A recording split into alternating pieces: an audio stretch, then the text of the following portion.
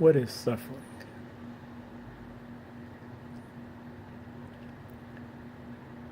No. What truly is suffering in truth?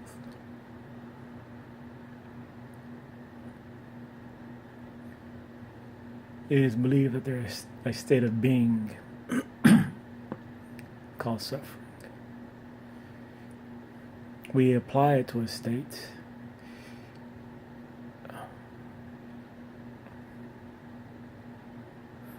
One may not know for certain if the manner in which they use it is the exact same as being felt by another, but we can correlate and relate to it by pointing out the similarities, the situations which we have incurred with another, and in that situation for that specific person speaking,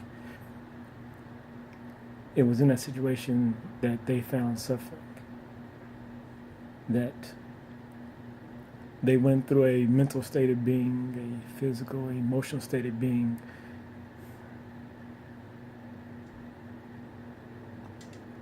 that is ultimately not deemed ideal.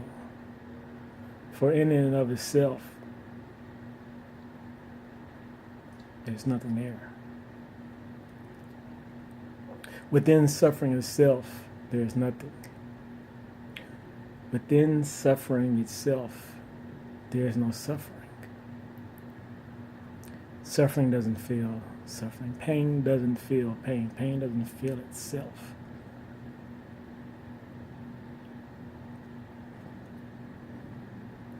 So it is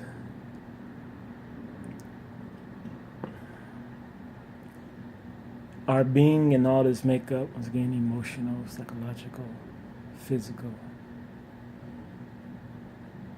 that it is in a certain state of being. The atoms are moved, the molecules, the energetic bursts, the fluid movement, all that. All that, and that which specifically gives us the sensation of suffering, of experiencing something that maybe at the best only we can give voice to. At the least it speaks for itself. If suffering is nothing more than our bodies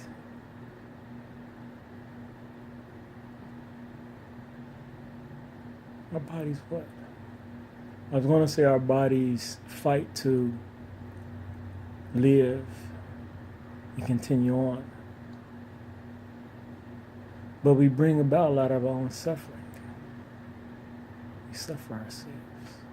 So it's not that. Because even if you say it's just the situations around us, a lot of the situations, a lot of the current operation and function and being of this world, which brings us suffering, is that which the world as a whole, or at least the majority, has accepted. Can we not deny this? Or else it would be different, yes?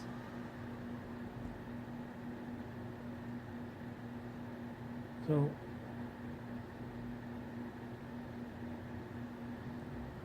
but we do and we experience it. We speak to it, speak to the sorrows of it.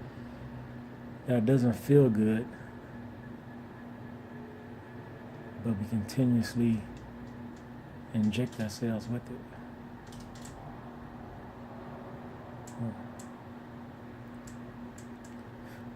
But what is suffering?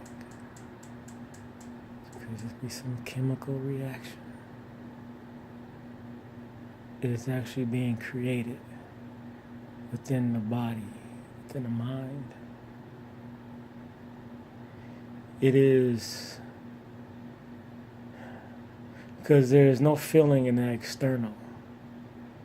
There's no feeling in the external. In that picture, that image of that life, action, and being, that existence, that which we see with our eyes, it itself feels nothing. Because it itself is the truth. The truth is all that there is. All that there is and what you see from your eyes. And then there's all that you don't see.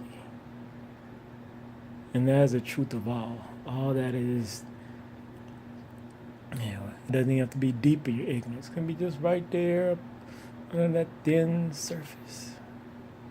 But the ignorance of motherfucker.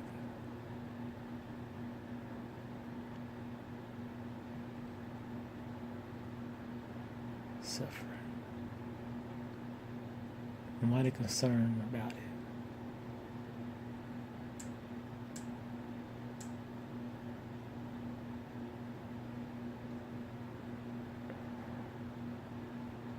Suffering.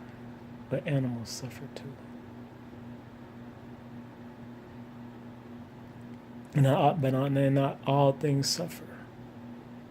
There are even some people that don't suffer. There are some people that don't feel pain. They don't feel the pain physically, mentally, or emotionally. And so suffrage doesn't complete everything. It is only by way of certain situations. Matter of fact, it's only by way of certain situations, because if we are all in happiness, then there is no suffering. So it is dependent on something else.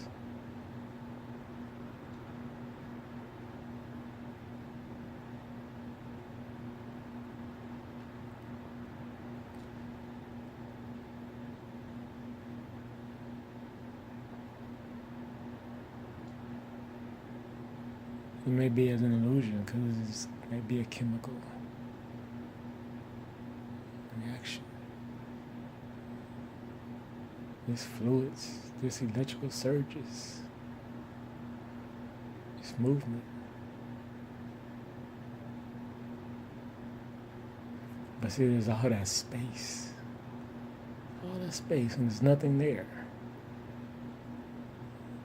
Yet that which is everywhere. All that space. All that space to move and to be. It ain't funny.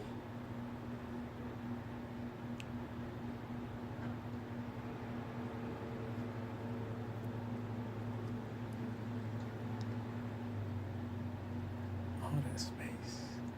You do see all that space, right? To move. To at least believe it.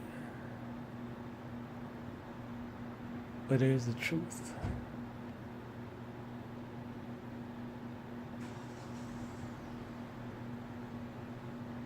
The truth fills all that space.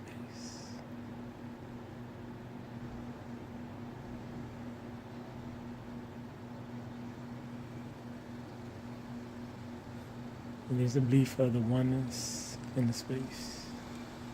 The truth of the space.